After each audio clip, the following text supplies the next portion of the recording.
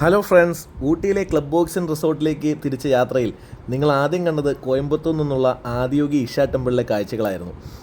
പലരും ചോദിച്ചു, ഊട്ടിക്ക് എന്ന് പറഞ്ഞിട്ട് കോയമ്പത്തൂർ ചെന്നപ്പോൾ യാത്ര തീർന്നു എന്ന്. ഇല്ല, അപ്പോൾ ഇനി നേരെ ഊട്ടിക്ക് തന്നെ വിടാം.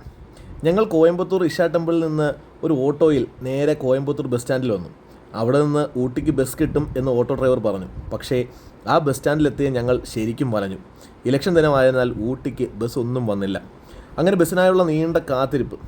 സമയം കടന്നു പോകുന്തോറും ഊട്ടിയിലേക്ക് പോകാനുള്ള ആളുകളുടെ എണ്ണവും കൂടി വന്നു.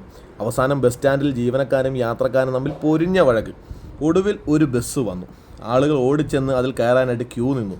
പക്ഷേ 45 പേരെ മാത്രമേ ബസ്സിൽ കയറ്റിയുള്ളൂ. അപ്പോഴേക്കും 100 കണക്കിന് ആളുകൾ അവിടെ വെയിറ്റ് ചെയ്യുകയാണ്.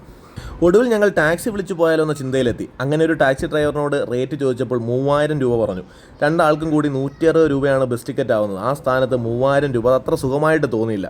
പിന്നെ ഞങ്ങൾ ഊട്ടിക്ക് പോകാനുള്ള ഏതെങ്കിലും ഫാമിലി ഉണ്ടോ എന്ന് അന്വേഷണം തുടങ്ങി. അങ്ങനെ ഒരു ചേച്ചിയെ പരിചയപ്പെട്ടു. ഒരു അമ്മയും ചേച്ചിയും കുഞ്ഞും ഉണ്ടായിരുന്നു.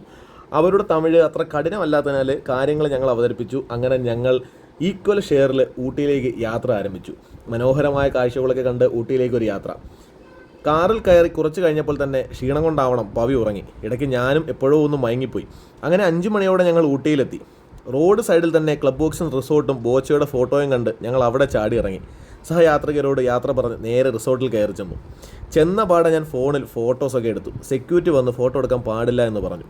ഇവിടെ ബുക്ക് ചെയ്ത് ക്യാഷ് അടച്ചാണ് വന്ന് ഫോട്ടോ എടുക്കുന്നത്, അല്ല ചുമ്മാ വലിഞ്ഞേറി വന്നതെന്നുള്ളതെന്ന് പറഞ്ഞിട്ട് സെക്യൂരിറ്റിയുടെ മുമ്പ് ഒരു ഷോയൊക്കെ കാണിച്ച് നേരെ റിസപ്ഷനിൽ ചെന്നു. അവിടെ എത്തി പേരും ഡീറ്റെയിൽസും ഒക്കെ പറഞ്ഞു.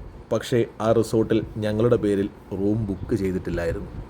ക്ലബ് ബോക്സിന് ഊട്ടിയിൽ 2 റിസോർട്ടുകളാണുള്ളത്. അതിലെ പുതിയ റിസോർട്ടിലായിരുന്നു ഞങ്ങളുടെ ബുക്കിംഗ് ഉണ്ടായിരുന്നത്. അങ്ങനെ ഞങ്ങൾ അവിടേക്കെത്തി. വളരെ മനോഹരമായിട്ടുള്ള ഒരു റിസോർട്ടായിരുന്നു. റിസോർട്ടിൻ്റെ ഫ്രണ്ടിലായിട്ട് ഒരു പഴയ വണ്ടിയൊക്കെ ഉണ്ടായിരുന്നു. ഒരു പഴമയുടെ പാരമ്പര്യവും പ്രൗഢിയൊക്കെ ഉണർത്തുന്ന ഒരു വണ്ടിയൊക്കെ ഉണ്ടായിരുന്നു. അങ്ങനെ അതിന് ശേഷം നമ്മൾ റിസപ്ഷനിൽ ചെന്നു. അവിടെ നേരെ നമ്മൾ നമ്മുടെ റൂമിലേക്ക് പോവുകയാണ്. വിശാലമായ ഏരിയയിൽ വ്യാപിച്ചു കിടക്കുന്ന നല്ല റിസോർട്ടാണ്. റൂമൊക്കെ നല്ല ഹൈജീനിക് ആയിട്ടുള്ള അടിപൊളി റൂമൊക്കെ ആയിരുന്നു. ഞങ്ങൾ വന്നിട്ടൊന്ന് ഫ്രഷായ ഉടനെ ജസ്റ്റ് ആ ഒരു വെട്ടമൊക്കെ പോകുന്നതിന് മുമ്പ് ഒന്ന് കാണാനായിട്ട് പുറത്തിറങ്ങിയതാണ്. ചുറ്റും നോക്കുമ്പോൾ നല്ല കാഴ്ചകളാണ്. അത്യാവശ്യം സൂര്യപ്രകാശം ഇപ്പോൾ കുറഞ്ഞു വരുന്നതുകൊണ്ട് തന്നെ തണുപ്പും തുടങ്ങിയിട്ടുണ്ട്. അങ്ങനെ ഞങ്ങൾ റിസോർട്ടൊക്കെ ഫുള്ള് നടന്ന് കണ്ടു. നമ്മുടെ റിസോർട്ടിന് ചുറ്റും ഒരുപാട് ബിൽഡിങ്ങുകളൊക്കെ ഉണ്ടായിരുന്നു. അതുപോലെ തന്നെ കൃഷിയിടങ്ങളൊക്കെ ഉണ്ടായിരുന്നു. അതൊക്കെ അവിടെ നിന്ന് കാണാൻ സാധിക്കുമായിരുന്നു. ഞങ്ങൾ അങ്ങനെ ഒരുപാട് ഫോട്ടോസൊക്കെ എടുത്തു, ഒരുപാട് റീൽസൊക്കെ ചെയ്തു. ഒരു ദിവസം ഞങ്ങൾ ഊട്ടിയിൽ നമ്മുടെ റോസ് ഗാർഡൻ കാണാനായിട്ട് പോയി. പിന്നെ ഫുഡിൻ്റെ കാര്യം പറയുകയാണെങ്കിൽ രാവിലെ ബുഫേ സിസ്റ്റമാണ്. ഒരുപാട് ഐറ്റം ഫുഡുകളുണ്ട്. നമുക്ക് ഇഷ്ടപ്പെട്ടതൊക്കെ കഴിക്കാം. അതുപോലെ വൈകുന്നേരത്തെ ഒരു മെനു തരും. മെനുവിനകത്ത് നിന്ന് നമുക്ക് ഇഷ്ടപ്പെട്ട എന്ത് ഐറ്റം ഓർഡർ ചെയ്താലും അത് അവർ മേക്ക് ചെയ്ത് തരും.